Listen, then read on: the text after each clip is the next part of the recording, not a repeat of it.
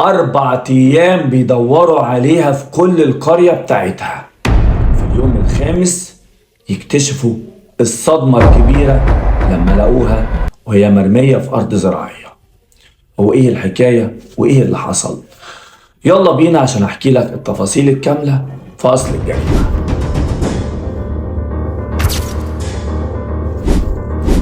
اللي ظهر قدامكم في الصورة دي طفلة اسمها صفاء عندها 6 سنين من محافظة الغربية، وتحديدا من عزبة اسمها عزبة العابد تابعة لمركز قطور. صفاء اختفت في ظروف غامضة، كل القرية كانوا بيدوروا عليها. والدتها راحت لكل الناس تسأل عليها، حتى بما فيهم عند صاحبتها اللي والدتها عملت فيها كده. وللأسف الشديد البنت مفيش أي أثر ليها. 4 أيام بيدوروا عليها، ولكن في خامس يوم وما بيدوروا عليها يجي لهم خبر إن في راجل كان ماشي في أرض